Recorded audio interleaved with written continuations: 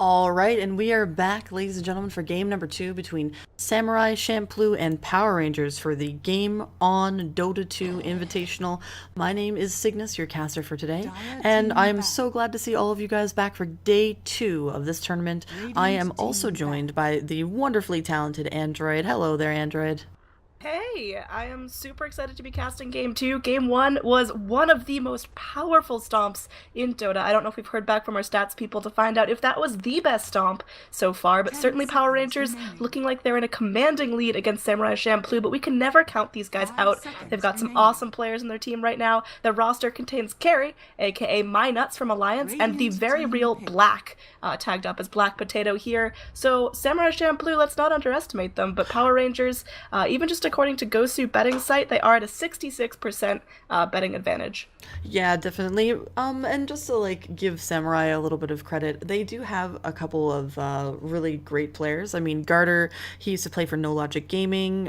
He even stood in for Kai Pai at the International 2011, and he's played for like teams like MY Insanity and Flipside Tactics. So he certainly like knows his way around the pro scene, and he's like certainly not a completely unskilled carry, but certainly Power Rangers play last game just made everyone look like they were super underprepared for this sort of lineup. Now, the other thing I should mention is Attacker, as we mentioned, he's from the UAE, and he is also good friends with Garter. They've played together in a lot of teams and have pretty good synergy, so it's pretty surprising to see both of these guys just completely taken off guard like that.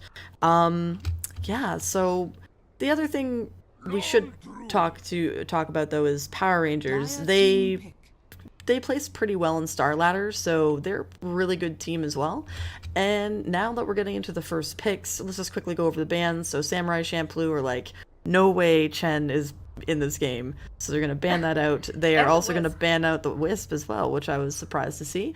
And Power Rangers is gonna ban out the Invoker and the Bane, and their first pick is going to be Lone Druid. So what do you think about this for the opening pick? I think it's fantastic. Lone Druid, one of the most in-demand heroes this game. I'd say Lone Druid, Nature's Prophet, and Invoker are probably the top 3 pick ban. I have no stats to back that up, but just from the games I've watched, that's what the trend seems like. Just the respect bans on Samurai Champloo are incredible here. Banning out the Chen and the Wisp, they clearly had a miserable time using that Wisp and, well, seeing the Chen play against them, so they're just getting those heroes out of the pool. They want to start out with a different playstyle, and that's going to be the call. We've got a Tusk in the game. Yeah, we actually haven't seen a lot of Tusk recently. His demand to being picked has really been reduced since we saw kind of like the OD come out and the Lone Druids and like that sort of thing, but he's still a really great overall just initiator. He's going to be able to rotate into the middle lane, maybe set up a couple kills for OD. So we're going to see what ends up happening there. The one thing that we should mention is that Lone Druid's cooldowns, I believe, for his Savage Roar have been reworked just slightly. And by reworked, I just mean like rescaled. So you're going to see that I think the duration has been reduced, and also the cooldowns have been increased. Is that correct? I have not looked at the patch. I'm not really a Lone Druid player, so I'm like, oh, Earth Spirit, Lone Druid, I don't care about these guys. No, but I believe there is just a minor rework. He's still incredibly strong. The Savage Roar, maybe not quite as game-breaking, but he's certainly still in demand. We see him first pick here, and that is no accident. We also are going to see a Vengeful Spirit picked up alongside him. Could be support, most likely support, but it's also got the potential to be a core. Exactly, and that just shows that Power Rangers are playing their strategy really close to their chest. They want to just make Samurai think, okay, what do we need to ban? And hopefully they're bans that would be not relevant to them at all. So it's really great to see Vengeful Spirit in that position, and it's also one of the reasons why she's in such high demand. For the tier 1 picks, just like statistically, you are actually right. Lone Druid is one of the most wanted heroes, but he's also one of the most banned. The ones that are like picked the most and not really as banned as much is the Vengeful Spirit, the Gyrocopter, the Juggernaut, and the Invoker. Those are kind of like the 4 main ones right now. Yeah, alright, so we're going into our second phase bans, and we're gonna see Earth Spirit being removed from the pool. Do you feel like Power Rangers were going to pick up an Earth Spirit in this draft? I feel like this is going to be, once again, that sort of sieging all the towers kind of pushing strategy once again with like Lone Druid. He's going to hit like maybe level 5, level 7, and we're going to see maybe Venge swap over towards him, bonus damage, and just start picking through towers again. Well, I think Samurai Champloo, they want to get out the initiators here. They've got out the gems. They're not worried about their towers being melted down quite so quickly. They took out the wisps to take out any relocate ganks, and now they took out the Earth Spirit. So they're really scared of just a boulder coming in, smashing them up, stunning them up, and any follow-up that could happen from that. Because Samurai Champloo, based on their draft right now, they want to be the initiators. Tusk, obviously one of the strongest initiators in the game, followed up by Outworld Devour. He can set things up with some Astrals, do some damage with the Arcane Orbs. So Power Rangers, maybe going for a little bit of a more passive strategy, and Samurai looking to punish that. 10 seconds remaining. Yeah, I completely agree. Now here's something to think about. What would you think about a silencer pickup for Power Rangers to deal with like Tusk and position? Probably as a core? I think Silencer, he's never bad. Obviously, Global Silence is OP as hell, but if you put Silencer in that core position, you just take away so much damage. So they'd have to have either a really damage-heavy mid, maybe like a Queen of Pain, or I'm trying to look at my Dota hero poster and pick out someone else. But I just think Silencer, he's got some nice spells, but once there's BKBs, once there's just more damage coming out on the other team, he just loses that impact, and all he is an ultimate every couple of seconds. All right, so we do have the Enchantress being banned out, and I think that's a fair ban. We've seen a lot of Enchantress off lane, and she's so good with the Untouchable being maxed to level 4. She's just so great. Now, she doesn't really play very well against an OD, because even though OD doesn't have the attack speed, 1 or 2 orbs is still enough to slice through her pretty convincingly. But fair enough ban, and then we have the Darkseer and the Beastmaster ban coming out of Power Rangers. So what do you think about those bans before we get into the second phase fix? Well, the Enchantress is banned out not as an offlaner, but as a support/jungler in this position, and I think that's a very wise ban. She has crazy gank potential. When she hits 6, that impetus can just wreck through pretty much all of Samurai Champloo's lineup. The Beastmaster ban out here from Power Rangers is kind of interesting. I wouldn't expect that that'd be a pick they'd go after. Let's change gears here and talk about this Winter Wyvern pick. I am thinking that this Winter Wyvern pick is more for her Cold Embrace than for a lot of her other skills. However, I still feel like Winter Wyvern is a very powerful hero. She's just been changed in like her priority of obviously being picked. She's not like a first pick anymore. Fair enough. But it's her Cold Embrace, I think, is what you really want to do, because you just heal like a creep underneath the tower, and you have like another 5 or 6 seconds of being able to siege the tower. You also can save the life of any of your carries. I mean, there's a lot of physical damage coming out from Samurai Champloo with the Juggernaut, with like even the Tuskar. You're not really going to be able to slice through someone who's Cold Embraced as easily with the Walrus Punch.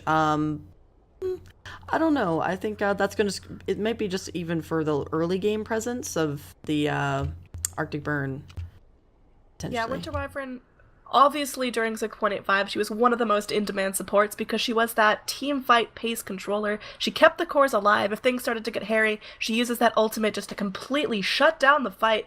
Big pause button there, get everyone in a better position. So she's not picked up as much. Obviously, she got kind of nerfed into the ground, but it feels like a comfort pick here from Power Rangers. They probably got used to running it in 6.85. They're good at it. They know how it fits into a lineup, and she's still pretty viable. Absolutely. And not only that, I mean, she's a fairly strong pick versus the Juggernaut. And that's, I think, really where she shines. There we go. There you go. And I really like seeing the Cold Embrace, like trying to get maybe the OD to kill the Juggernaut or the vice versa. And on top of that, any like physical damage coming out of the Juggernaut during, say, like the Omni Slash or the spin is pretty much going to be countered by the Winter Wyvern's Cold Embrace as well. So I see a Clockwork, and it looks like Samurai are just going for like a straight, like so much initiation. I mean, we have Clockwork, we have the Astral Imprisonment from OD, we have the Tusk Snowball along with like the shards. But what do you think about the draft overall? Like, I'm not really feeling like a lot of synergy here, time. but maybe I'm mistaken. I'm 5 not seconds remaining. as on board with Samurai's draft as much as I am with Power Rangers. I feel like Power Rangers have a lot of push potential, a lot of team fight. Slardar is going to be able to really deal with the armor that Juggernaut's going to be putting out. Outworld Devourer just going to be not a happy camper when Slardar gets his blink. 10 seconds Yeah, remaining. Samurai Champloo, what it looks like they're doing right now is picking heroes to start things off. You mentioned 5 that they have seconds a lot of remaining. initiation. I agree 100%. So Samurai, they're looking to take the early game. Once they hit level 6, just throw Reserve bodies time. into the lanes at all times, keep the initiations up. But Power Rangers are countering that so well. Their draft pretty much says, you know what, you can throw yourselves into us as much as possible. We've got ways to deal with it. Vengeful Spirit can swap out a core. Winter Wyvern has that Cold 10 Embrace as well as her seconds ultimate. And Slardar, he just has to crush and sprint away. There's not going to be able to lock him down as much as they think. So Samurai Champloo, Radiant team they've got to get a battle. really, really solid head start if they want to go up against Power Rangers. Because Power Rangers, at this point, they can deal with all this initiation. Yeah, absolutely. And not only that, Lone Druid is going to be able to, while all this kind of like throwing of the bodies is going to be happening, he can be split pushing, he can be farming, he can even just be in the fights as well. The other thing that we haven't quite mentioned yet is how Savage Roar is going to be the really great counter initiating skill here. I mean, you're going to have the Astral Imprisonment, you can get the bear already in place and just use that Savage Roar. I mean, Clockwork, Juggernaut, these guys really rely on being able to get in there and get their abilities off and get, 10 some good seconds right clicks remaining. in, maybe get, battery assault off. But Savage Roar doesn't allow you to 5 do that. seconds You remaining. are running away for 2.4 seconds at level 4. And that's pretty much what you're going to be maxing on the Lone Druid anyway. So it looks like they're going to go for a support Dazzle. I like Dazzle overall. Like, I think he's just a great support. He pretty much works in every single draft. Except maybe I against think- an AA, obviously, but, Absolutely. Dazzle, I love the pickup here. He fits a similar role to the Winter Wyvern as a babysitter, a teamfight controller. Once that Shallow Graves popped on someone, I mean, you can finish him off, yeah, but it's going to just delay the teamfight a little bit. He's got to heal. He's a very, very good babysitter for the 10 Juggernaut, seconds so remaining. I like this pickup a lot. I'm just worried that this kind of counters their all-in 5 initiation seconds style. remaining. Yeah, also for the interaction with Dazzle, I feel like Dazzle's a great pickup against the Winter Wyvern. Oh, Winter How did I Wyvern. not notice that made it all the way through the pool? That's insane. Actually, yeah, last pick, Death Prophet. That shouldn't happen. I feel bad about myself for not noticing that. Well, ladies and gentlemen, here we go. The first time, I think, in Dota history that we've seen a Death Prophet in this patch make it to the last pick. Yeah, either picked up early or banned out, but we're gonna have a mid-death prophet. What do you think about Soul Siphon without swearing? I think that Soul Siphon is an extremely powerful skill, and in team fights, it's even better. It's essentially, the one thing that I really miss is Pugna, and pretty much Death Prophet is like a better Pugna now. Like, why pick Pugna when you can have Death Prophet? Yeah, she's just unbelievably survivable. You pretty much can't kill her. Once she gets the exorcism, once she gets the soul siphon, just say goodbye to your towers and your life. She can just charge head first, and all you can really do is stun her up and pray that she doesn't dive your towers. Yeah, absolutely. And the other thing is that it synergizes really well with an Octarine core. So not only does she get like the lifesteal from her exorcism, but she also gets it from the spirit siphon as well. It's just insanely good, and she also lanes pretty effectively. It's really going to be up to the OD to be able to try to mitigate that as much as possible and make sure that she does fall behind. But for the opening builds here, nothing really too out of the ordinary. We do see Carrie and 30 Black Potato seconds to both go. going for boots first, and Slardar is going for the stout shield. So nothing really too out of the ordinary other than the boots, I think.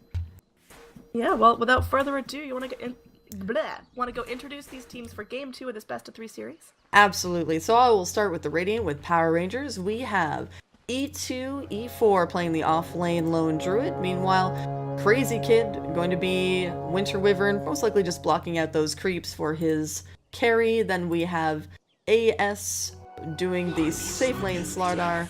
We have So Clutch playing the support Vengeful Spirit. And last but not least, we have Tansy Samba Mitmer playing the Death Prophet in the mid. On the Dire, we have Samurai Champloo, great anime series, as well as a great European team. We're going to have Carry, aka My Nuts, on the Tusk. Garter is going to be playing the Carry Juggernaut over here in the safe lane. We've got O2 on the support Dazzle here in the mid. We've got Attacker on the Outworld Devourer. And finally, in the off lane, we have got Black himself playing the Clockwork.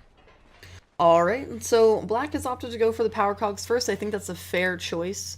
Considering the lane that he's going up against, it's going to be the Vengeful Spirit, along with, of course, the Slardar. Slardar going to be able to be pushed away from this creep, so he's going to reduce that mana, make sure that he can't get any big crushes off. But, oh, speaking of that, crush on the bottom lane. We're going to have a magic missile here from Venge. I don't know if Black can get away from this. He only has Tangos for regen. He's going to cogs himself out, and he'll be just fine here.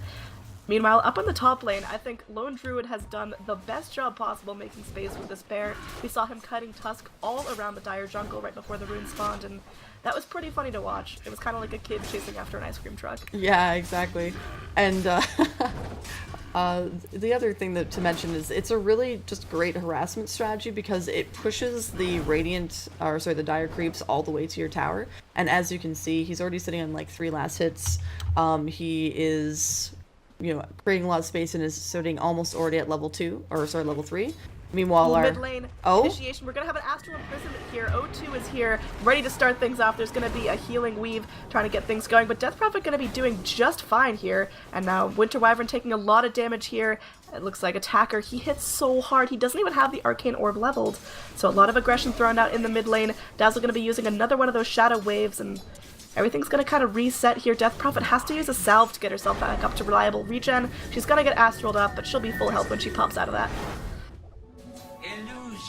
It was interesting use. I don't know exactly why he wanted to use the Astral. I guess just to deny some last hits, that sort of thing. But as Death Prophet gets a little bit more farmed, oh, here we go. So Clutch and Crazy are smoked up. Attacker is a little bit far forward, even with the... Oh, this is actually potentially really good. If this Tusk does rotate in, this is a perfect counter initiation for Power Rangers. They're going to be able to do this really well.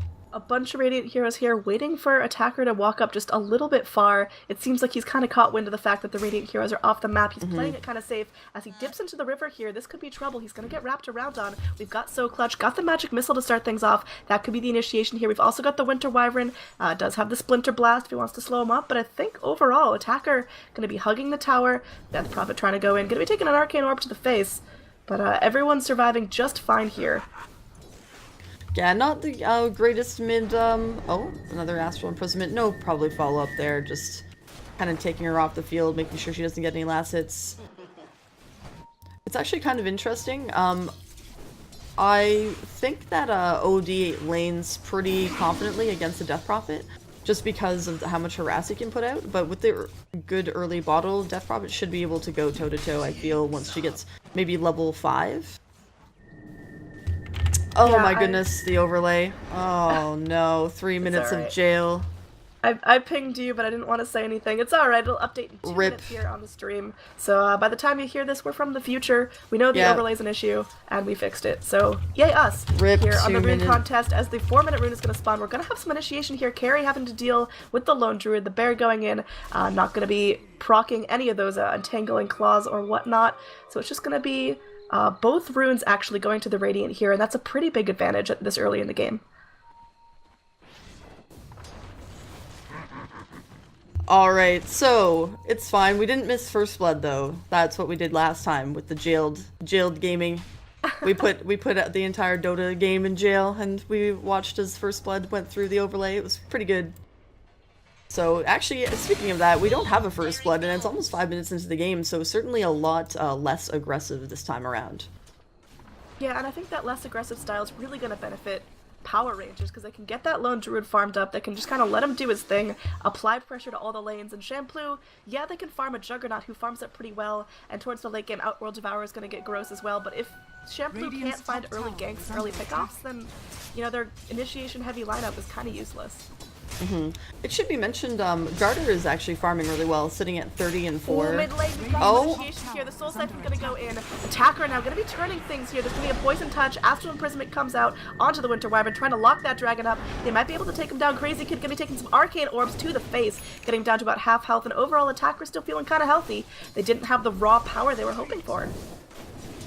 However, just as these right clicks continue to come out, we have OD sitting on the 16 Stolen Intelligence. Ooh, down bottom. Looks like Black could be in some trouble as Slardar doesn't care about this tower. He's gonna dive deep. He might be able to get a pick here, but no, he's gonna be the first blood. He just dove too far. Didn't have the damage to black it up, so Slardar is gonna take out Black.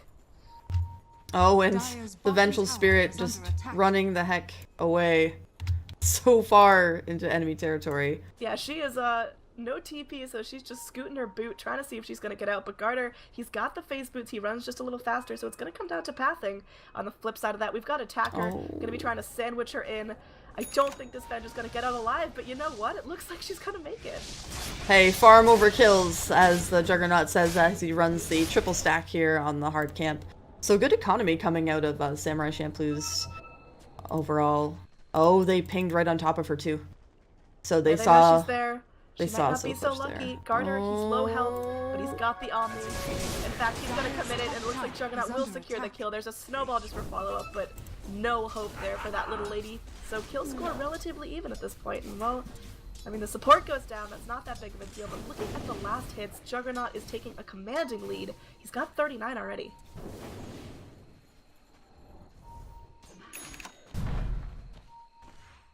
Alright, so yeah, Juggernaut's actually farming really nicely. However, the Slardar's also sitting pretty much on free farm, both the safe lane carries. Meanwhile, I'm really happy to see Champloo.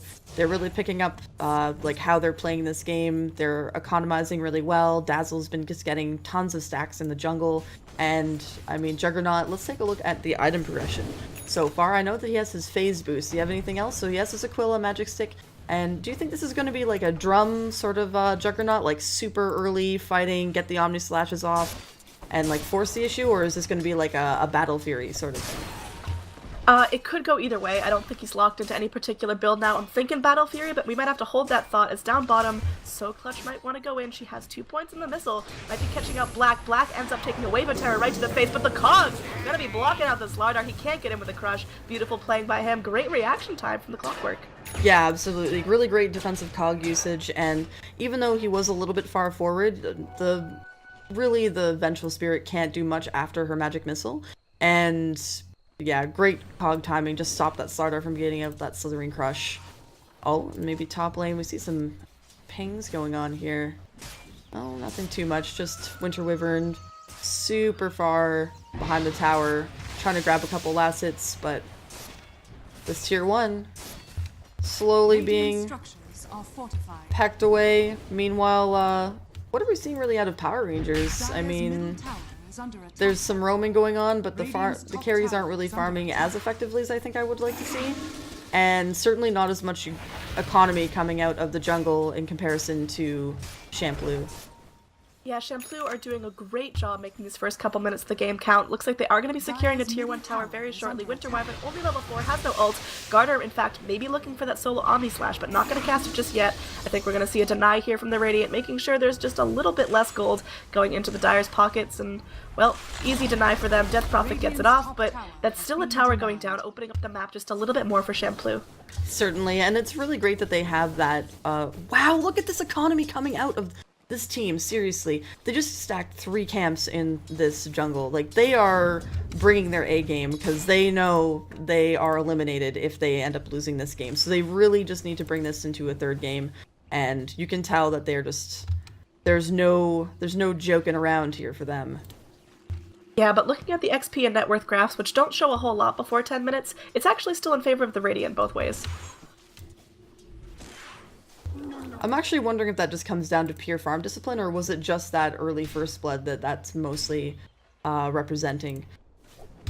I think just the fact that the Juggernaut's doing fantastic in terms of getting farm, but the next 3 net worth heroes are on the Radiant. We've got the Lone Druid, Slardar, and Death Prophet all being able to hold their lanes incredibly well. Alright, and so our Death Prophet, she is sitting at level 8, does have the 3 in the Spirit Siphon, and does have her ultimate ready to go. We have Lone Druid also looks like he's ready to maybe do a little bit of work after he runs these Ancients. I wouldn't be surprised if we saw maybe a rotation on the mid tower with the Exorcism along with the Lone Druid, maybe like a support like So Clutch coming in as well. It'll be interesting to see when the first tower does go down or when Radiant want to make that play. But who really benefits the most from super early game pushes? Like, is it going to be PR? I think Champloo is going to benefit from the most space on the map, because then they're going to have more room to roam around and gank, set up those smoke ganks without being scattered out. If they can open up this Radiant jungle in the bot lane, then I think they're going to have a huge advantage, but that's going to require a lot of rotation here onto this tier 1 tower, and it looks like they're going to focus their efforts up top for now. Looks like Carry going to be farming in lane, Juggernaut taking this incredibly big stack so early on, but Garter might not be able to handle the damage.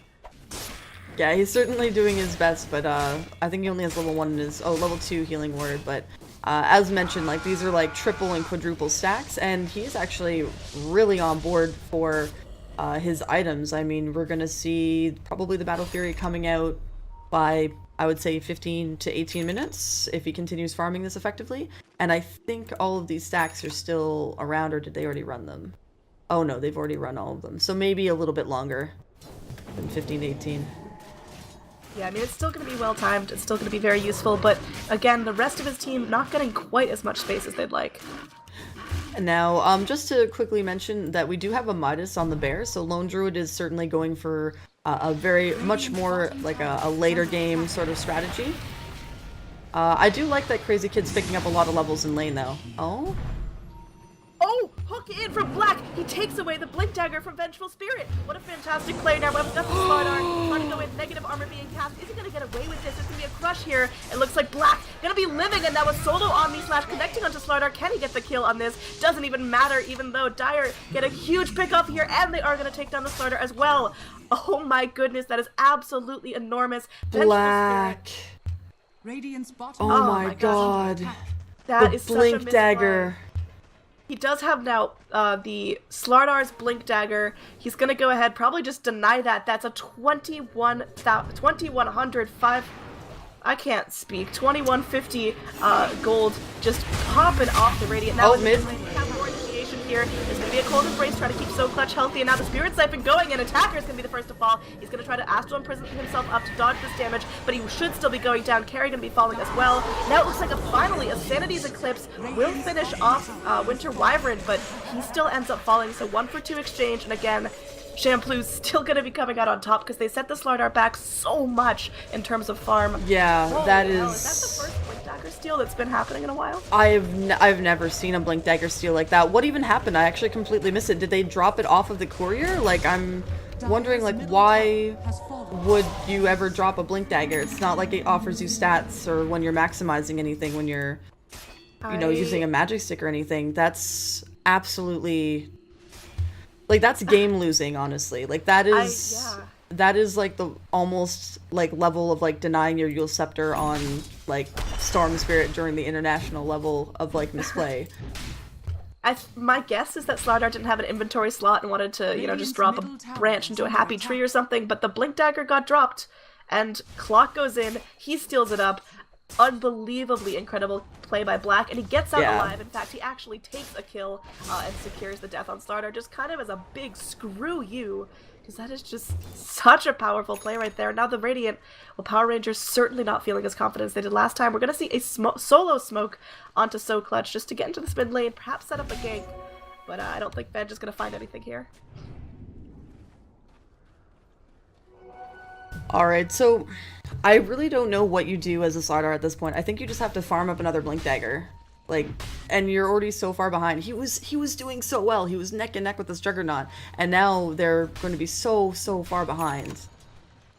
I think if you're Slardar, you just kind of cry. Yeah. He's going to be TPing back to base. Oh, there it is again. Shot cancels it. Black is in once again. There's going to be a crush here. He's going to be using the negative armor as well. Slardar trying to make anything happen, but the snowball's going to connect. It looks like he's going to be punched up, shot down. Outworld Devourer getting another kill. Champloo are showing some signs of life after the stomp they experienced first game, and this could be in their pockets. Yeah, definitely, really great hooks coming from Black. So far, top plays, honestly, MVP of this game. And on top of that, I mean, we didn't really get to see very much quality play out of his Phoenix, and it's really great to see him kind of rallying and Champloo doing a lot better. So I feel like if this momentum keeps up on Champloo, Power Rangers are actually going to have to play into the game number 3. However, you know, top lane, we are going to see the Bear just getting rid of this tier 1. However, Roshan will go to the Juggernaut, or Aegis should go to the Juggernaut. Yeah, I mean, the Fortify is spent on the tier 1, and the Exorcism is used as well, but now Dire, they feel content, just kind of slam down the mid lane. There's really not a whole lot stopping them. They can easily pick up this tier 1 tower unless the Radiant rotate, and honestly, with the Exorcism about to run out, I don't know if the wise decision here is to try to push the tier 2. It seems like Dire, they're going to be rotating up, perhaps trying to punish this Black who's got the hook shot, and we've seen how well he uses that. Radiant structure. Oh yeah, most definitely. It looks like they're just going to make the rotation for the tier 1 middle, and unfortunately Exorcism, you know, it is down. They're not going to be able to secure that tier 2 as quickly as I think Power Rangers wanted. There will be a smoke and most likely a rotation. Oh, did they end up seeing? Oh yeah, you're right. They have a ward down here. Yeah, the smoke is scouted up by the Radiant, but the Dire is still going to be moving now. They know they're smoked up, but they don't know where they're going. We are going to have a TP out by the Slardar, making sure he's not caught out once again, because that would just be absolutely detrimental. So now the Dire Heroes, they're rotating in, maybe trying to initiate here on the mid lane. If they get Slardar down once again, I wouldn't be surprised if that guy just needs to go, take a break, have a smoke or something, because that's just so disheartening. Looks like Lone Druid might be scouting out. He's going to be taking a snowball to the face, and now we've got a double damage Juggernaut. Who's kind of going to be doing this thing. They can get the Bear as well. There's going to be an Omni Flash here. E2, E4 going to be getting very low, but now there's the Soul Siphon, getting people very, very low. Garter going to be spinning away, trying to dodge out some of the damage. He's going to be TPing out. It looks like he should be able to get out just fine. Winter Wyvern's going to come in, saves the Lone Druid, so far no one going down. Kind of a waste of time for both teams, but I'd say that's one for PR as they don't lose anything in their own turf. Yeah, absolutely. I think that's really any sort of engagement that you have where you can not lose anything is a win at this point for PR. They really just need to, I think they need to play passively. They need to let the Slardar try to farm himself back up. And the biggest problem is that now with this Battle Fury on this Juggernaut, he is going to have so much farm, so much net worth. Meanwhile, you know, Slardar has real no way to kind of scale as quickly as that Juggernaut.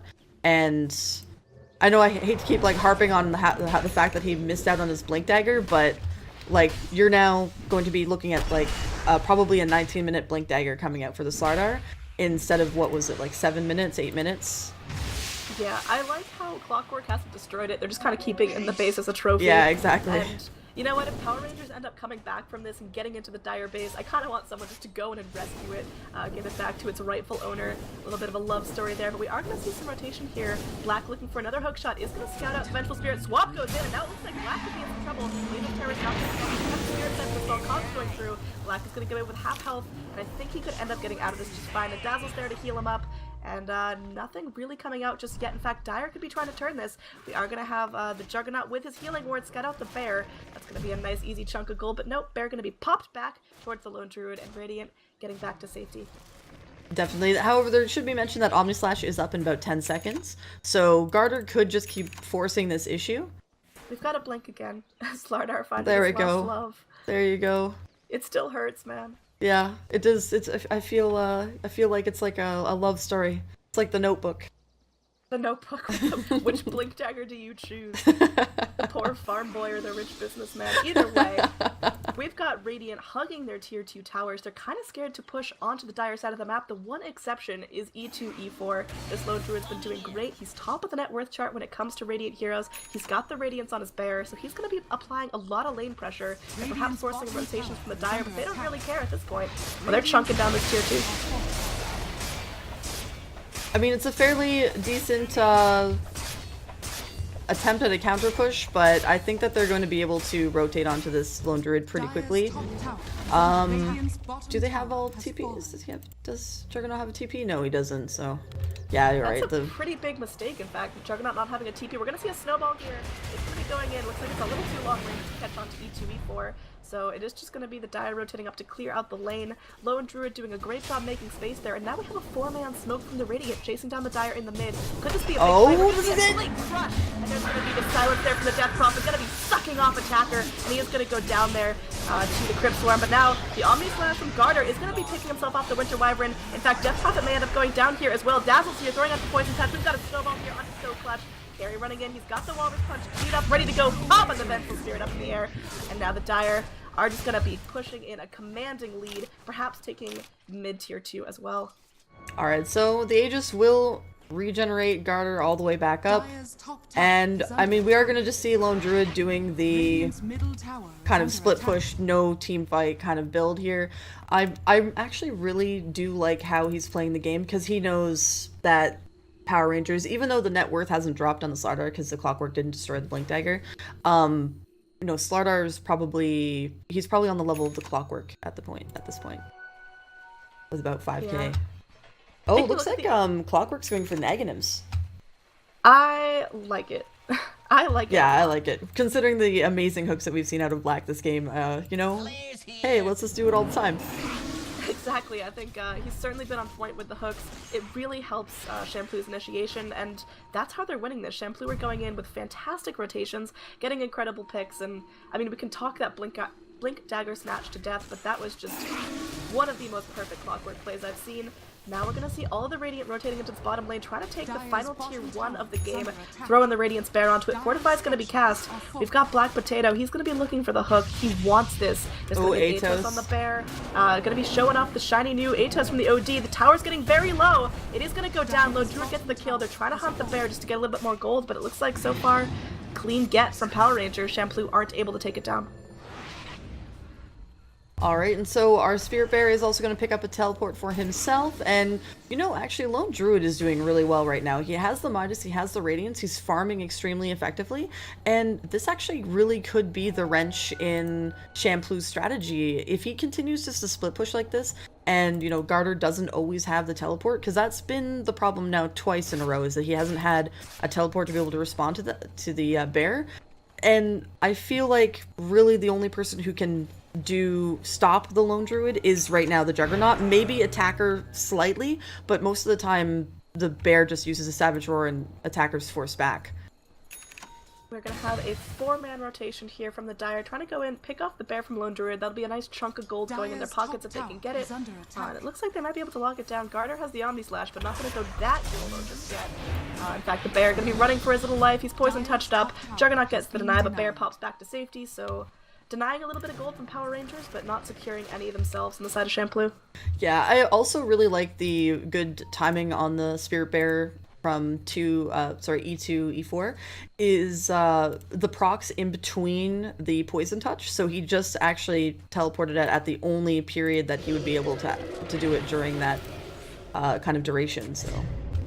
Bot lane, we've got to push here. Death Prophet pops the Exorcism, but is going to back off, so that's going to be a long cooldown, 130-something seconds without that Exorcism. And I think Radiant aren't feeling confident enough to push this. They've got all 5 heroes, but, well, I think the Dire are ready for this, and they can certainly stop it. They've got the Omni Slash, they've got the Senhi's Eclipse, heck, they've even got the Tusk ready to jump at anyone that steps out of position. Alright, so it looks like they're not, yeah, you are right, they're not really willing to dedicate completely to that push.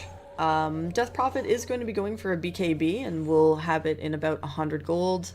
Meanwhile, in the mid lane, a little bit of... Gonna be looking for the hook, trying to scout it out, but there's gonna be the Juggernaut running in on the backlines. Glimmer Cape being showed off by Crazy Kid. Gonna be flapping her way to safety, but now they know the Dire, they're mid, they're angry, and they're ready to push. Alright, and Healing Ward is available along with level 2 of the Omni Slash. There's a Manta now on Garter as well, so it is going to be very defensive. We'll see a smoke coming out of the Winter Wyvern. Looks like they're just going to go all the way around. Meanwhile, we will have Slardar ready to blink in from the mid. There will be some shards, but it's not going to make too much of a difference.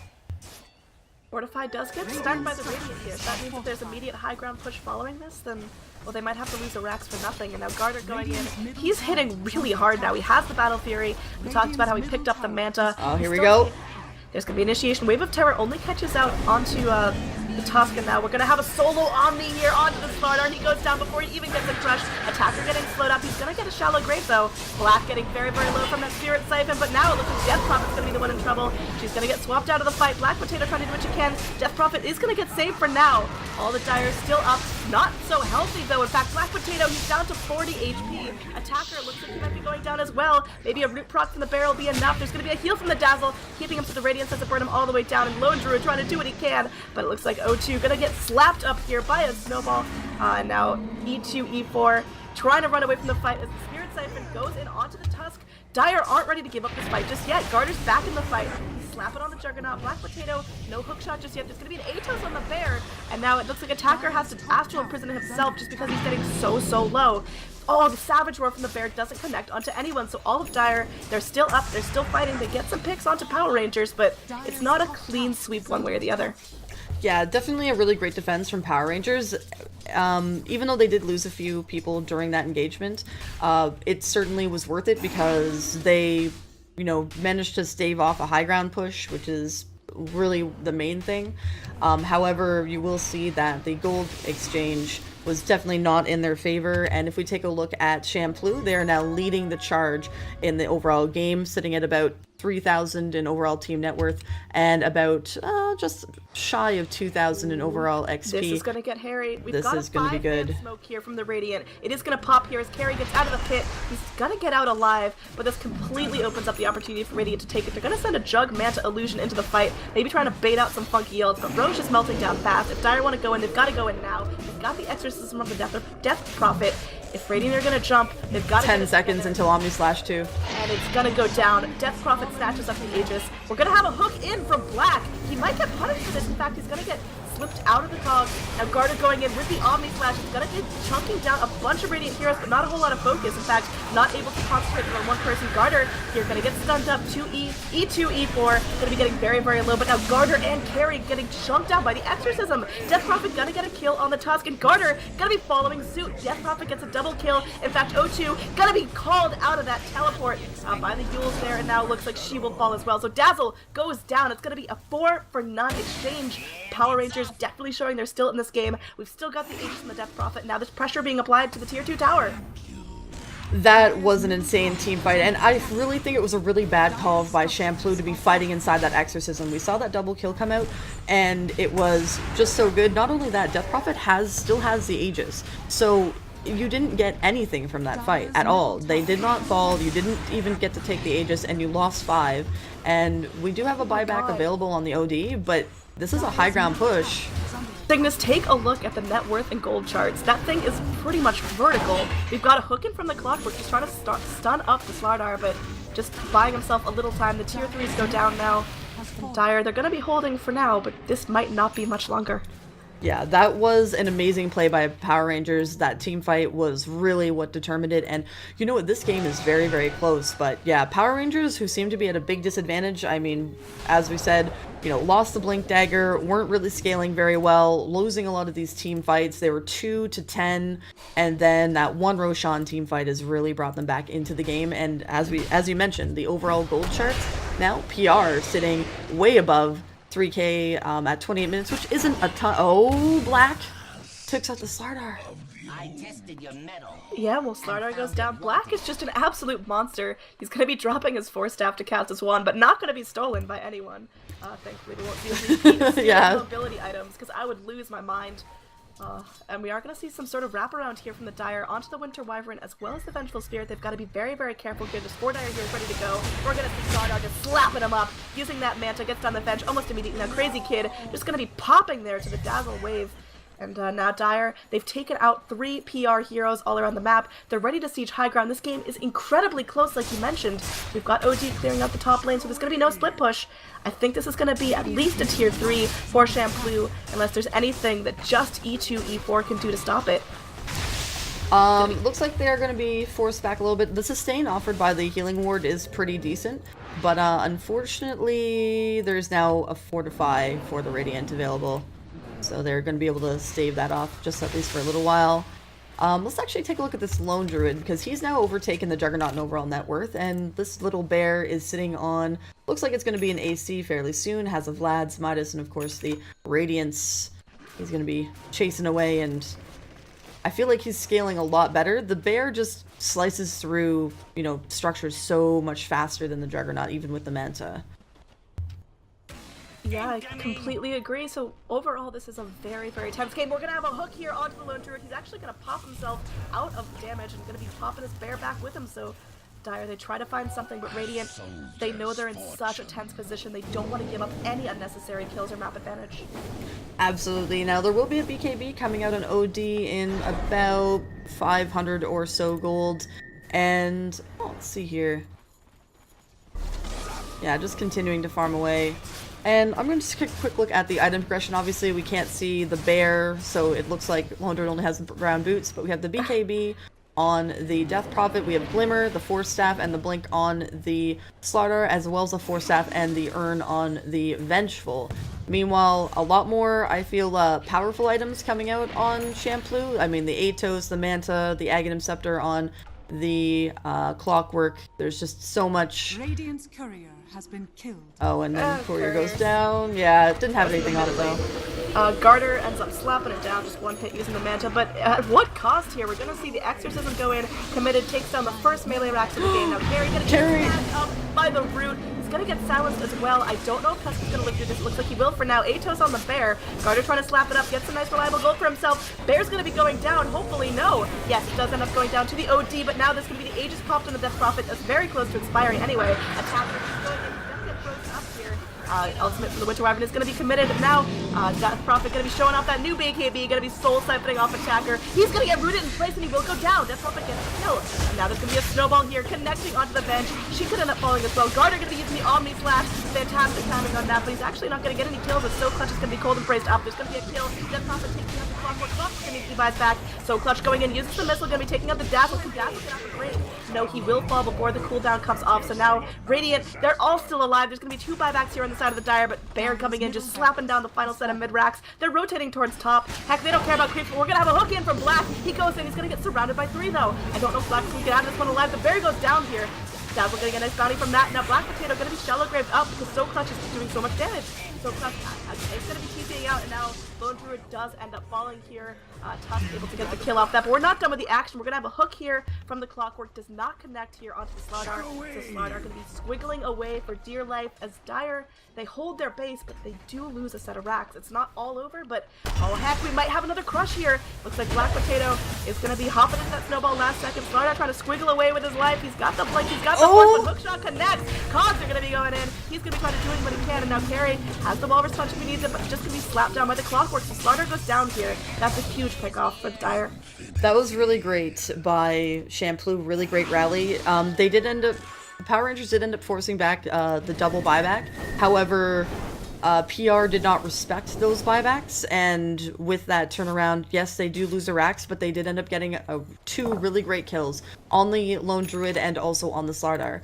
Now, actually, I think it would be nice to know if we could ask a pro about the interaction of the overall net worth in comparison, just to see like what the swing was. Let's just see 1 second here. Oh no, PR is still on top, about 5k and 5k respectively. I thought maybe that we would see a little bit more of a swing, but tier 3.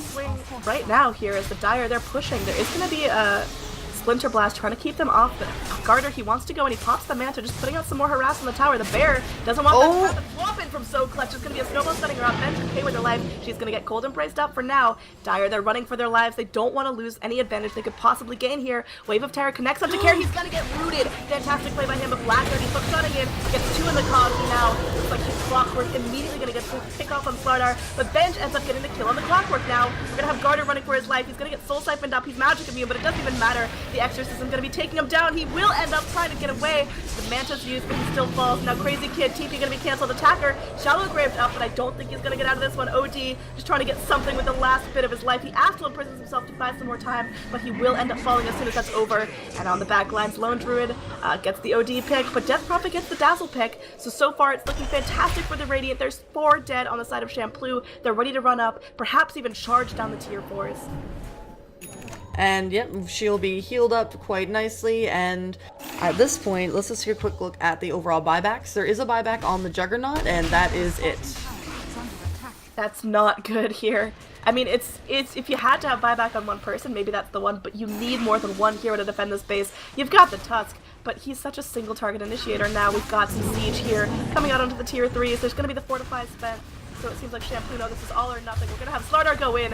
Tusk is going to be forced staffing away from the damage for now, but gets silenced up, missiled up. Carry's going to be falling. This could be GG here. We're going to need to see a buyback. There is going to be a gem on the deck picked up by the Slardar. Didn't even notice that pick up from the Tusk, and now second set of racks completely goes down. Tier 4 is probably going to be next if the Radiant want to get aggressive here. I'm actually surprised that they're not. No, now that the Juggernaut's back up, I'm not surprised that they're not opting to go for the tier 4s, just because he just came back up at like kind of an inconvenient time. I am happy to see that he didn't actually buy back. He didn't have his Omni Slash, so he really wasn't going to be able to do very much against 5 people. Oh my goodness, that attack speed on that bear though, the AC and the Moon Shard on that thing. Why do we even have Lone Druid, really? Like, just have the bear. Just have the bear as a hero. I mean, that's cute all you little need panda. At this point. Lone Druid's walking around. He's hitting for like 150, which isn't a whole lot. And he's got some brown boots and a TP. But this bear, he's got the Moon Shard as well as the AC. So he is just absolutely chunking down anyone in his path. Alright, so Roshan should be up in about 30 seconds, and I imagine that PR want to take that Roshan and then finish the game. It's going to be on Champloo to make sure to try to mitigate this Roshan attempt, and I feel like if they manage to take it, or at least have a really decent team fight underneath that pit, that maybe we could see a rally, maybe a Rax coming out of them, but I think you cannot call this game quite yet. Even with the 2 Racks down, Oh, it's the hook hook shot. Not gonna connect onto Crazy Kid. He's gonna pop himself into the side shop.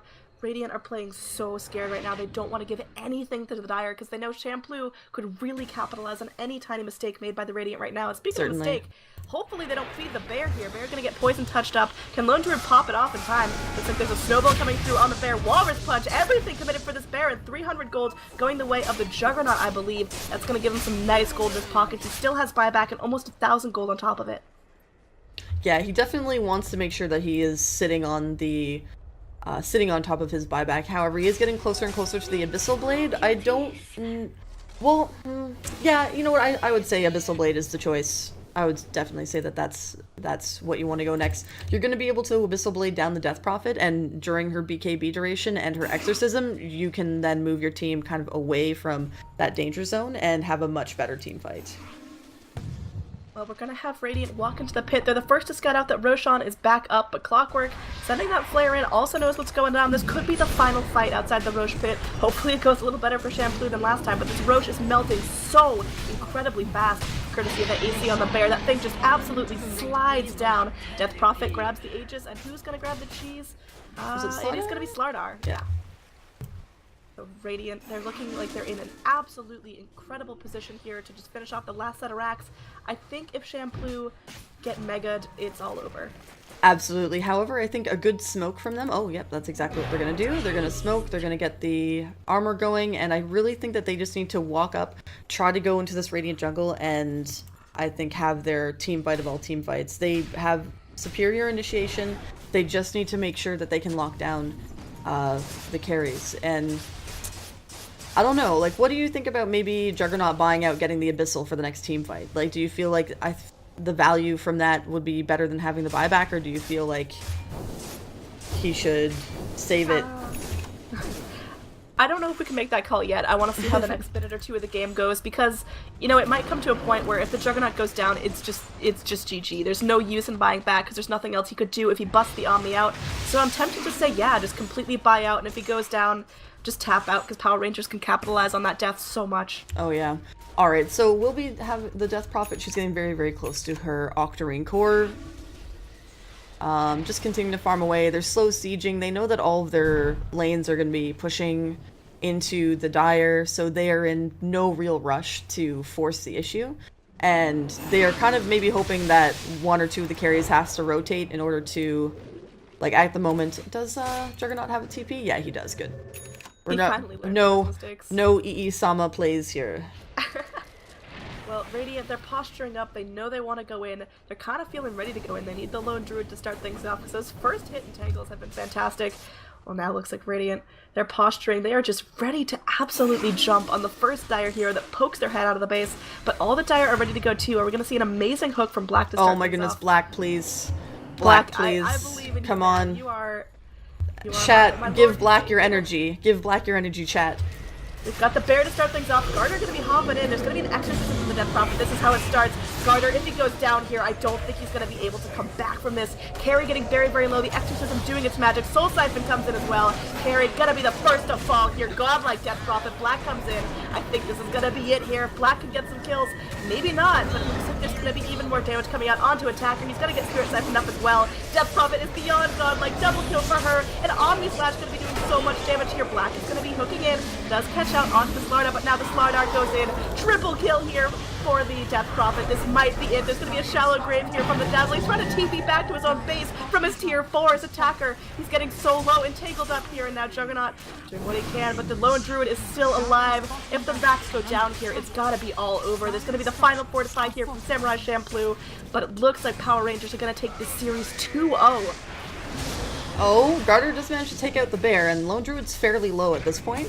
We've got a missile here from So Clutch. If O2 goes down a second grave, he's trying to run himself back to the got the Glimmer Cape, but now Garter ends up falling again. They can't do this with a Juggernaut. We're gonna have a TP here from Carry just for fun. He's gonna get stunned up, silenced up, siphoned up, and there's nothing he can do against that. Garter, he bought back. He could finish off the Lone Druid here, but his mobility is really suffering. O2 probably gonna be falling up. The Shallow Grave expires, and now Vengeful Spirit just kind of playing with her food here. Looks like beyond godlike here for the Death Prophet. So Clutch falling to Garter, so that's something at least. And now the Oh, final... Diffusal.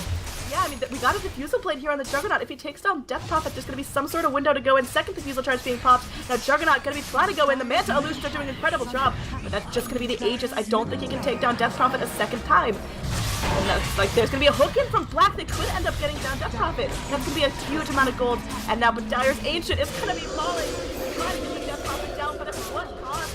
How do you put your focus here? There's going to be a third Diffusal charge onto Death Prophet, but now the Exorcism is out once again. Black doing what he can, but there's going to be a good game well played called as the creeps are too much. Champloo, they aren't able to secure the final kills they need to take this fight. PR run away with the series 2-0. Wow, what a rally at the end of the game, though. I mean, Samurai Champloo certainly, you know, had a large mountain to climb, but, yeah, my goodness. 2-0, it's going to go to Power Rangers, and they're going to move forward into this tournament, going into the semifinals, and then we have one more series for the rest of the day. What an really well-executed game by Power Rangers. I mean, there's nothing else we can really say. I feel like maybe Champloo did their very best that they could, but I feel like pretty much consistently they were outplayed. But Black, I still feel like even though he lost, he's the MVP of this particular. Yeah, that Absolutely. was the highlights there. He had some amazing hook shots. I'm sure chat gave him their energy. I gotta point this out. Slardar at the end sells his items and buys a second Blink Dagger to avenge the loss of the first one. So, Slardar, he's living the dream here. Power Rangers stomped game 1, took a very challenging game 2, but they pulled it out somehow. And yeah, next series. All right. Well, thank you guys so much for joining us. And of course, big shout out to our sponsors, Dota 2 Lounge and Azubu. Android, thank you so much for joining me. And I'm really looking forward to doing the second cast of the day, which will be starting in just a little while.